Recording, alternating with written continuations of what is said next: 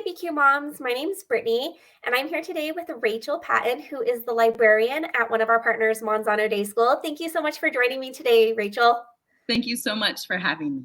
So I'd love for you to take a few minutes to kind of introduce yourself, your role at Monsanto Day School, and then we can kind of jump in talking about World Day for Cultural Diversity, which is coming up very quickly on May 21st.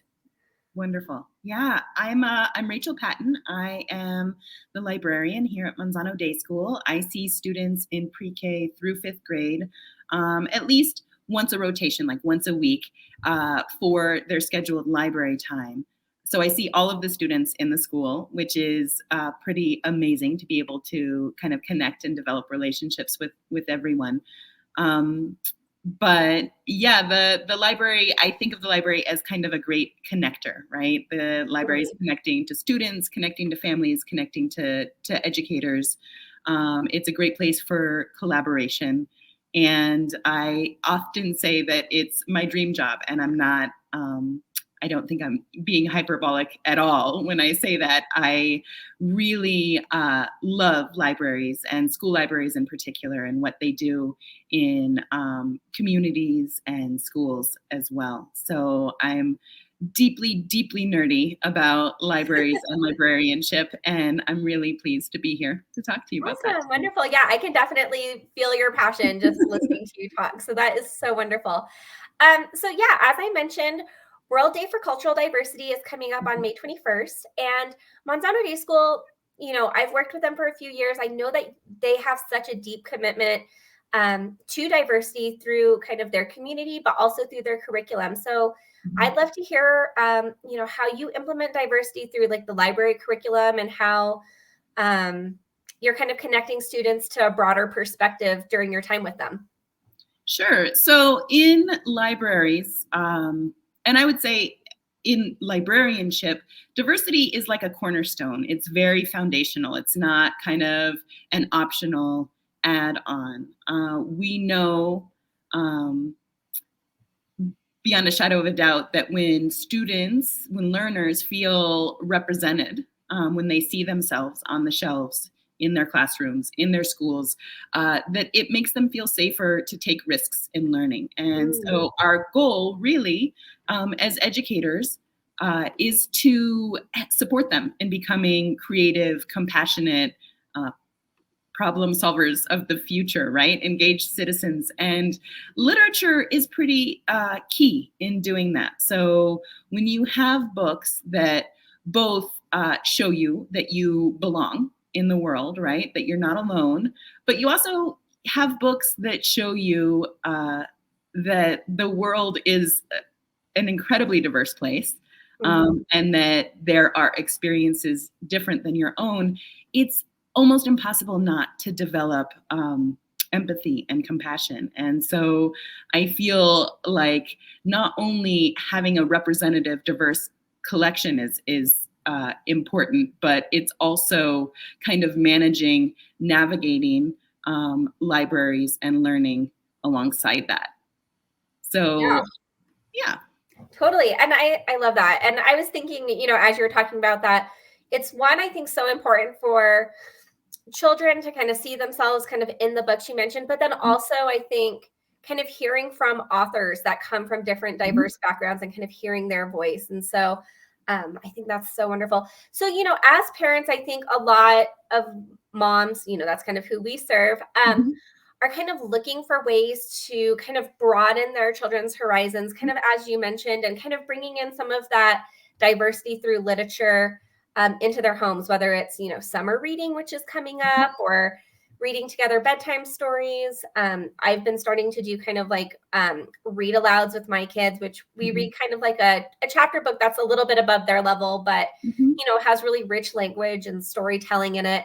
I'd love to hear some of your like favorite books about diversity, or kind of other things that you recommend to parents on how to kind of bring in that aspect of learning into the home. Right. So the ways that you mentioned are amazing. I have older kids now. My oldest daughter is going to be 17 and an almost 15-year-old. And honestly, we still read aloud at times. it has been kind of like more, they've been more reluctant to engage, but usually once we start reading, the kind of connective power of story is impossible to ignore. So I would highly recommend continuing to read together, to share books and stories,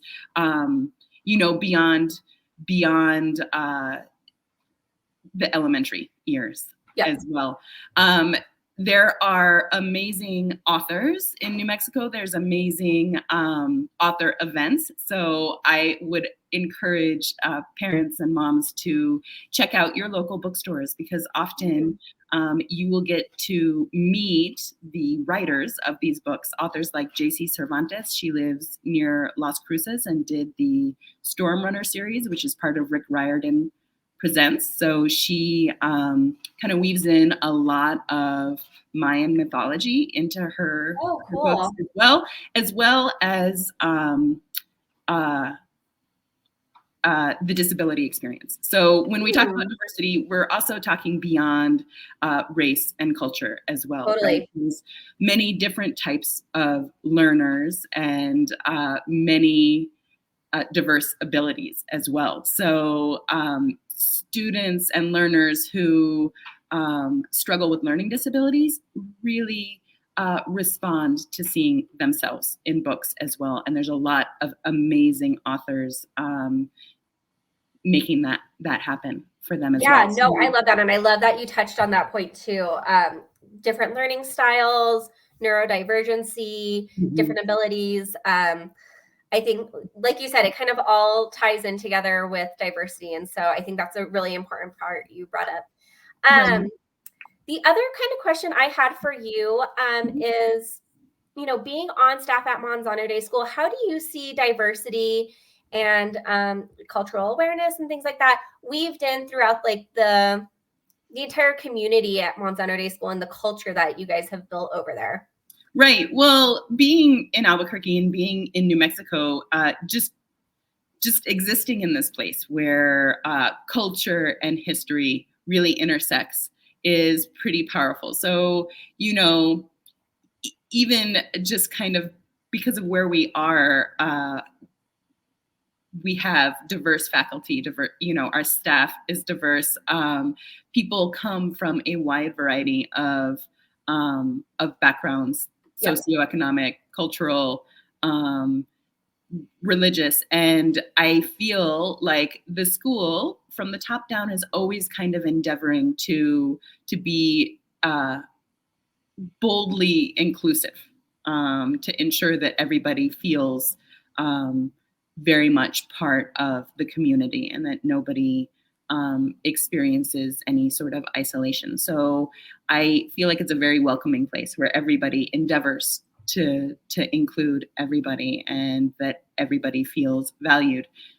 That said, we're constantly doing things to be better. And I feel like, it's important to, as educators, to push your own learning, to challenge yourself, to continue to learn. And it's not always, it's not always comfortable. It's not always kind of a warm and fuzzy feeling. So I feel like we model that difficult learning, that uncomfortable learning as well, challenging ourselves to kind of reach outside our personal bubbles and see to see one another and value each other as well. So there is an emphasis on continuing to learn and develop as professionals as well, and to be better. Yeah, no, I love that. And I think kind of mirroring, as you were talking, I was thinking, like inclusivity is not like a destination. It's like you said, you can always do better. You can always do more.